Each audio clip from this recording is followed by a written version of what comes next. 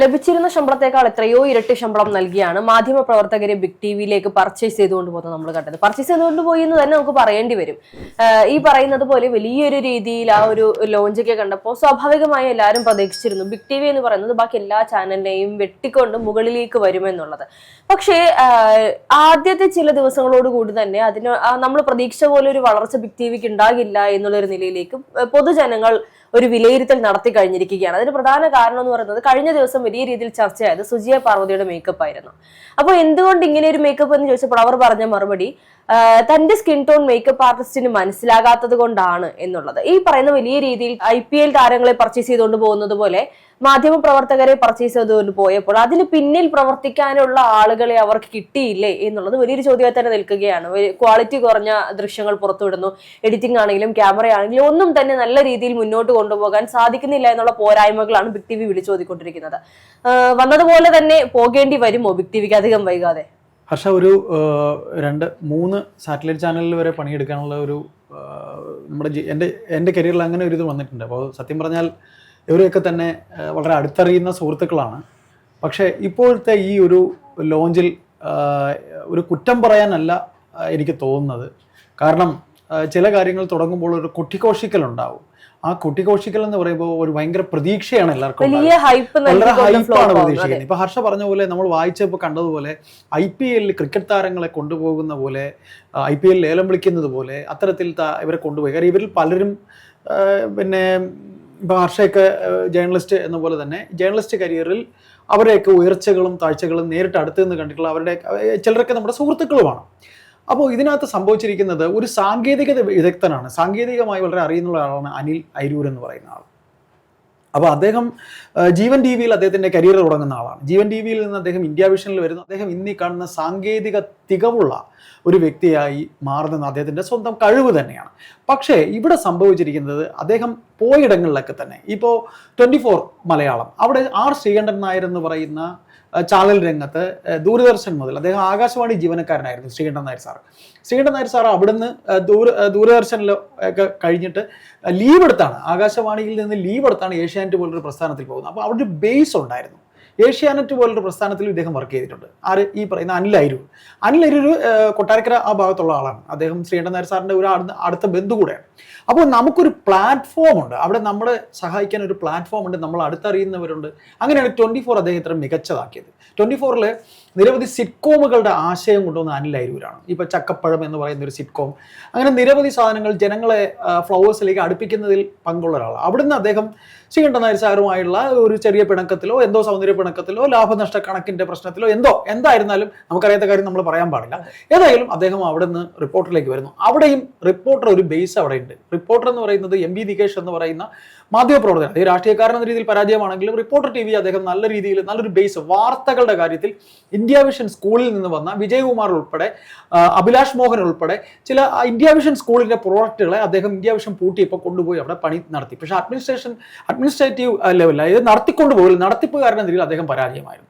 അങ്ങനെയാണ് റിപ്പോർട്ടർ TVയിലേക്ക് ഈ മുതലാളിമാരൊക്കെ വരുന്നത്, ഈ പിന്നെ മുട്ടിൽ മരമുറി കേസുമായി ബന്ധപ്പെട്ട മുതലാളിമാരൊക്കെ വരുന്നത്.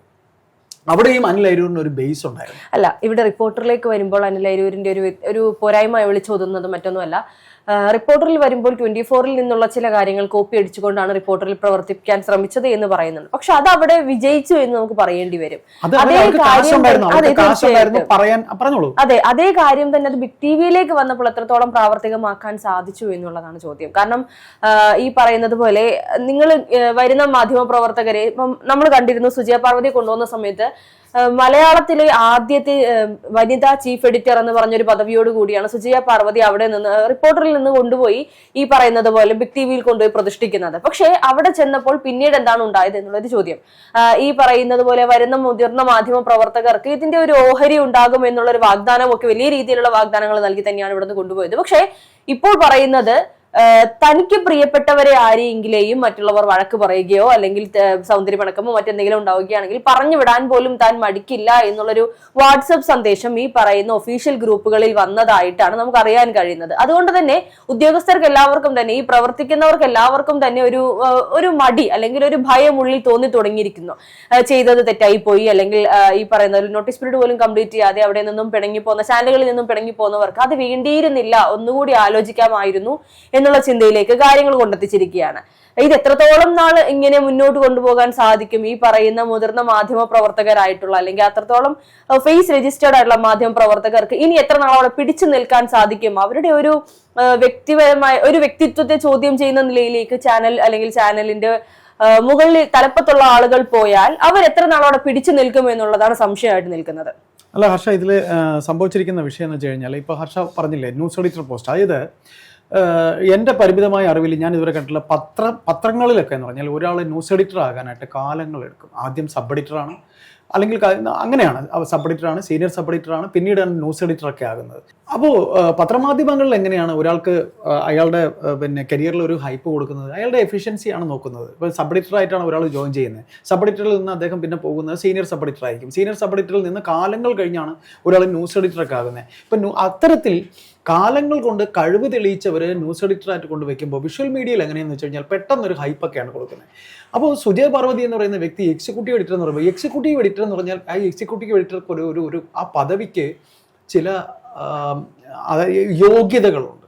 അപ്പോൾ സുജയ പാർവതി യോഗ്യത ഇല്ലാത്ത ആളെന്നൊന്നും പറയാൻ നമ്മളൊന്നും ആളല്ല. പക്ഷേ ആ പോസ്റ്റിൽ ഇരിക്കുമ്പോൾ ആ പോസ്റ്റിലേക്ക് എന്തൊക്കെയാണ്, ഏതൊക്കെയാണ്, എങ്ങനെയായിരിക്കണമെന്നൊരു സ്വയം ബോധ്യം സുജയ പാർവതിക്ക് വേണം.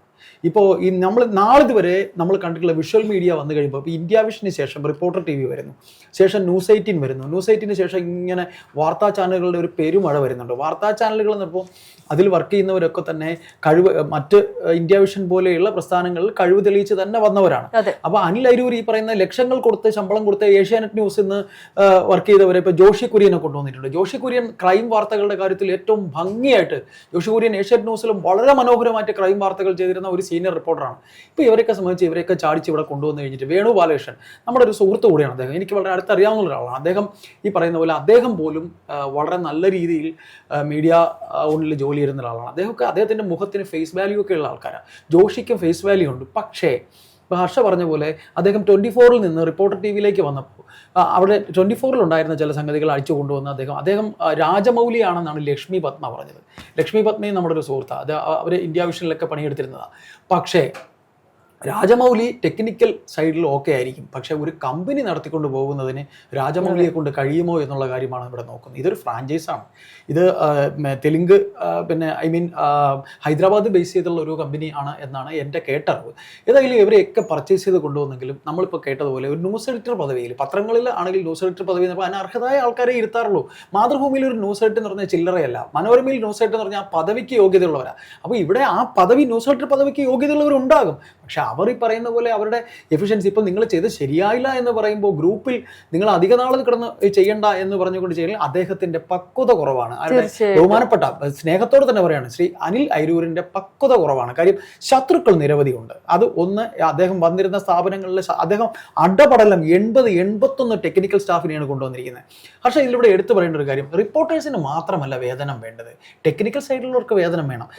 എൻ്റെ പരിമിതമായ അറിവിൽ ഞാൻ മനസ്സിലാക്കിയിട്ടുള്ളത് പല സ്ഥാപനങ്ങളിലും ഇപ്പം നമ്മൾ കണ്ടന്റ് ക്രിയേറ്റേഴ്സ് അല്ലെങ്കിൽ റിപ്പോർട്ടേഴ്സും എഡിറ്റർമാരും ക്യാമറമാരും ഒക്കെ തമ്മിൽ ഒരു അങ്ങോട്ടും ഇങ്ങോട്ടും ഒക്കെ ഒരു ചെറിയ അകൽച്ചയുണ്ട്. കാര്യം എന്ന് വെച്ചാൽ റിപ്പോർട്ടേഴ്സാണ് ഇവിടെ ഏറ്റവും കൂടുതൽ പണിയെടുക്കുന്നതെന്നൊരു തോന്നലും, അവർക്കാണ് മാനേജ്മെന്റ് വാരിക്കോരി കൊടുക്കുന്നത്, ഞങ്ങൾക്കൊന്നും തരുന്നില്ല എന്നൊരു തോന്നലും എനിക്ക് അടുത്തറിയുന്ന എൻ്റെ ഒരുപാട് സുഹൃത്തുക്കളുണ്ട്. കാര്യം ക്യാമറമാരും അതിന് കാരണമുണ്ട്. പുറമേ കാണുന്ന മുഖത്തിനാണ് ഏറ്റവും കാണുന്നതിന് ബാക്കിലിരുന്ന് ജോലി ചെയ്യുന്ന അത് മാനേജ്മെന്റ് കാണണം. കാര്യം എൻ്റെ നിരവധി സുഹൃത്തുക്കൾ എനിക്ക് അവരെയൊക്കെ അറിയാം. നമ്മളുടെ മാത്രം കാര്യങ്ങൾ നടന്നാൽ മതി, അത് അവർ പെരുമാറുന്നതിലുണ്ട്. പക്ഷേ അത്തരത്തിൽ എനിക്ക് വളരെ അടുത്ത എൻ്റെ സുഹൃത്തുക്കൾ ടെക്നിക്കൽ സൈഡിലുള്ള ക്യാമറമാരുണ്ട്. ഞങ്ങൾ ഒരുമിച്ച് ഇന്ന് ഞങ്ങൾക്ക് വളരെ അടുത്ത സൗഹൃദമുണ്ട്. ക്യാമറമാർ, എഡിറ്റർമാരൊക്കെ അവിടെ ഈ പറയുന്ന ലൈം ലൈറ്റിൽ നിൽക്കുന്ന ഇവരൊക്കെ പെരുമാറുന്നത്. ഇന്നത്തെ മന്ത്രി ബഹുമാനപ്പെട്ട വീണ ജോർജ് ആ കാര്യത്തിലൊക്കെ വളരെ നല്ല രീതിയിലാണ് ഇവരോടൊക്കെ പെരുമാറിയിട്ടുള്ളത്. കാരണം അവരും ഒരു റിപ്പോർട്ടറായിരുന്നു, അത് ഞാൻ നേരിട്ട് കണ്ടിട്ടുണ്ട്. പക്ഷേ ഇപ്പോൾ ഈ നിൽക്കുന്ന പല ആൾക്കാരും അങ്ങനെ ഒരു രണ്ടാം തരം പൗരന്മാരെ പോലെ കാണുന്ന രീതിയിൽ കണ്ടിട്ടുണ്ട് അല്ലെങ്കിൽ കാണുന്നുണ്ട് എന്ന് എനിക്ക് തറപ്പിച്ച് പറയാൻ കഴിയും. എനിക്ക് തറപ്പിക്കറി എനിക്ക് നേരെ അനുഭവമുണ്ട്, അതിവിടെ പറയുന്നുണ്ട്. കാര്യം ടെക്നിക്കൽ സൈഡിൽ നിന്ന് ആരെയും ഇതേ ഒരു ടെക്നീഷ്യനാണ്, ബഹുമാനപ്പെട്ട അനിൽ അരൂർ ഒരു ടെക്നീഷ്യനാണ്. അപ്പോൾ ഇവിടെ വാർത്താ അവതരണ രീതി കർഷകണ്ട്. ഞാൻ ഇന്ന് രാവിലെയും നമ്മുടെ തന്നെ ക്യാമറ ചീഫായിട്ടുള്ള രോഹിത്തിനോട് ഞാൻ പറഞ്ഞു, രോഹിത്തെ ഈ പറയുന്ന രീതിയിൽ സംഗതി അത്ര കണ്ട് നന്നായിട്ട് പോകുന്നില്ല. കാര്യം നമ്മൾ ഇപ്പോൾ ഹർഷയായാലും ഞാനായാലും നമ്മൾ നിരന്തരം ചാനലുകൾ വാച്ച് ചെയ്യുന്നവരാണ്. അതിനൊരു ഔട്ട്പുട്ട് നമ്മൾ ശ്രദ്ധിക്കും. ആ ഔട്ട്പുട്ടിൽ ഒരു ബാലാരിഷ്ടത ഫീൽ ചെയ്യുന്നുണ്ട്. ആ ബാലാരിഷ്ടത മാറുമെന്ന് നമുക്കൊരു നല്ല കണ്ണോടെ നമുക്ക് വീക്ഷിക്കാം. കാര്യം വരുന്നതിന് മുമ്പ് തന്നെ അതിനെ അങ്ങ് കൊന്നു ഒഴിച്ചു കൂടാനായിട്ട് ഞാൻ തയ്യാറല്ല. കാര്യം ന്യൂസ് ചാനലുകൾ എന്നും എനിക്ക് ഇഷ്ടമാണ്, ഹർഷയ്ക്കും ഇഷ്ടമാണെന്ന് എൻ്റെ വിശ്വാസം. കാര്യം വാർത്തകൾ തേടി പോകുന്നവരാണ് നമ്മൾ. അപ്പോൾ ഒരിക്കലും ഇപ്പൊ സുജയ പാർവതിയെ കുറ്റം പറയാൻ നമ്മളെ ആളല്ല, ആരെയും കുറ്റം പറയുന്നില്ല. പക്ഷെ ബാലാരിഷ്ടതയുണ്ട്. ആ ബാലാരിഷ്ടതകൾ നിറവേറ്റി പോയാൽ, കാര്യം ഒരു ഇലക്ഷൻ കാലമാണ്. ഇലക്ഷൻ എന്ന് പറയുന്നത് ന്യൂസ് ചാനലിന് ചാകരയാണ്.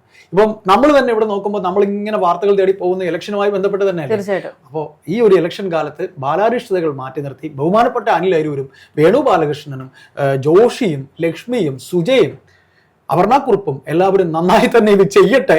ശത്രുക്കൾ നിരവധി പുറത്തുണ്ട്. അതുകൊണ്ട് ഓരോ ചുവടുവെപ്പും നന്നായി വെച്ചിട്ട് വരുമെന്ന് തന്നെ നമുക്ക് പ്രതീക്ഷിക്കാം. കാര്യം ഒരു തെരഞ്ഞെടുപ്പ് കാലമാണ് വരുന്നത്. നമുക്കറിയാനുണ്ട് പല വാർത്തകളും. എന്ന് വെച്ചാൽ നമുക്കെന്ന് പറഞ്ഞാൽ സമൂഹത്തിന് അറിയാനുണ്ട്. മറ്റുള്ളവർ ആരെങ്കിലും സൈഡ്, ഇപ്പം റിപ്പോർട്ടർ ചാനൽ എന്ന് പറയുമ്പോൾ സൈഡാണ് ഇപ്പോൾ പോകുന്നത്, സർക്കാരിന്റെ സൈഡാണ് പോകുന്നത്. അങ്ങനെ സൈഡ് പോകാതെ ബയസ്ഡ് ആയിട്ട് കൃത്യമായിട്ട് കാര്യങ്ങൾ, അല്ലെ, അങ്ങനെ ഒരു വാഗ്ദാനമായിരുന്നു ബിഗ് ടിവിയിൽ നിന്നുണ്ടായിരുന്നത്. പക്ഷെ അത് എത്രത്തോളം പ്രാവർത്തികമാക്കാൻ സാധിക്കുന്നുണ്ട്? കാരണം ഈ പറയുന്നത് പോലെ എക്സ്ക്ലൂസീവ് ഇല്ല, ബ്രേക്കിംഗ് ഇല്ല. മുൻപ് പ്രവർത്തിച്ചിരുന്ന ചാനലുകളിൽ ഇവർക്കുണ്ടായിരുന്ന ഒരു പ്രവർത്തന രീതി ഇവിടെ പ്രകടിപ്പിക്കാൻ കഴിയുന്നില്ല. അങ്ങനെ ഒരുപാട് പോരായ്മകൾ വരുന്നുണ്ട്.